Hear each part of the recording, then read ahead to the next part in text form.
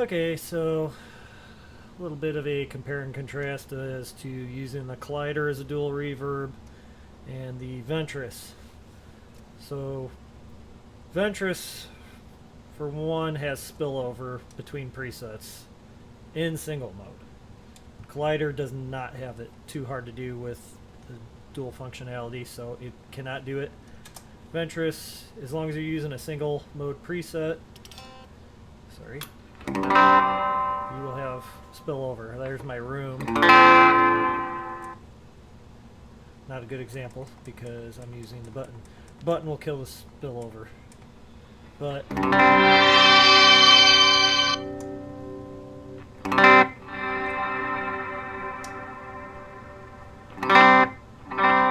notice, yeah, get the idea. There's no wet signal dropout going from one to the other as long as it's a single preset. Now this next one this is a single, but the next one's going to be a double. It'll drop out. See, it drops out going to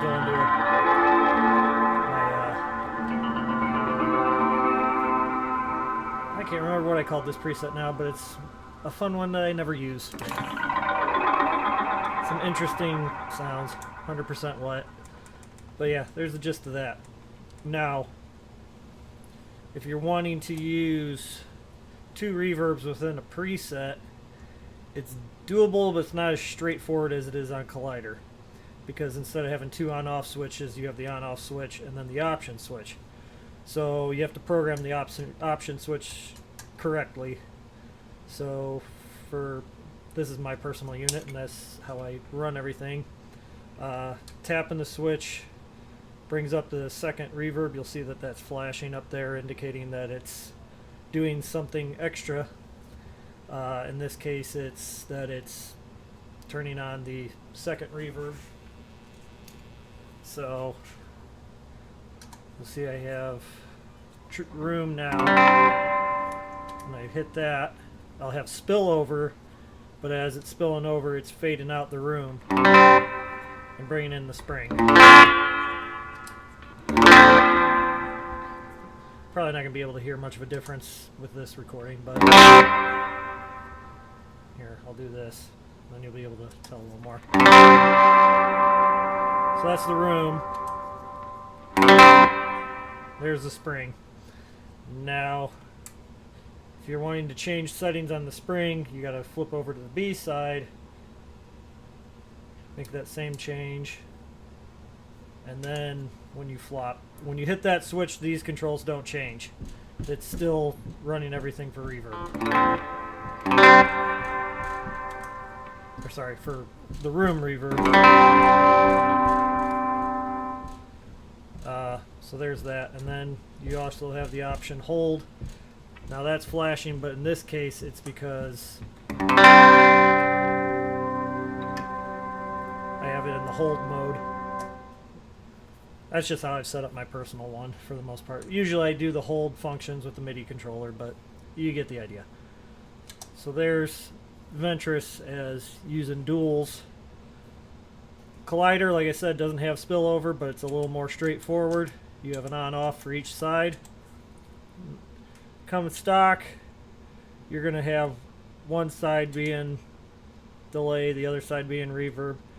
Typically this color differential keeps you from moving past there, but if you don't want to use the editor, hold that button. I've already done it, so it's unlocked, but if you hold that button and then spin past the color difference, you can now get to the other side of the dial. So now you can have two reverbs or two delays, or a combination of both, or have reverb in front of delay, depending on how this is all operated. So in this case, let me see here. I'm lost. I'm not sure which one's which. Okay, that's E-dome. So E-dome's on the delay side. And then room is on the red side.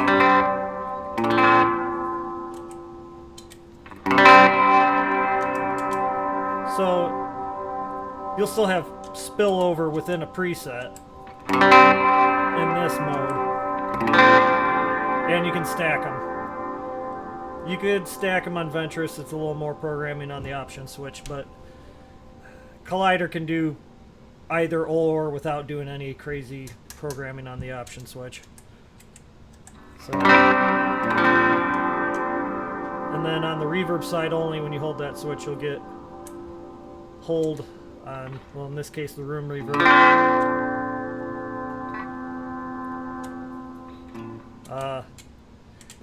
Doesn't work for the delay side. You won't have hold for this reverb, so keep that in mind. Quick show. If I, whoa.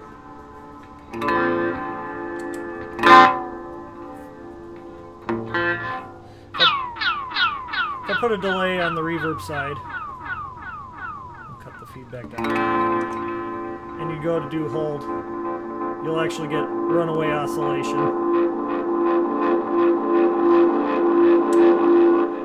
So another thing to keep in mind, that's something you can't even do with the Nemesis, but because it's just a straight hold on the delay.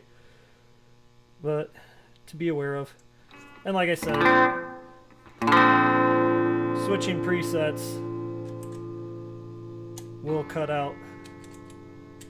There was no spillover when switching between the presets on Collider. I think that's pretty much the gist of the differences in using the two. So there you have it.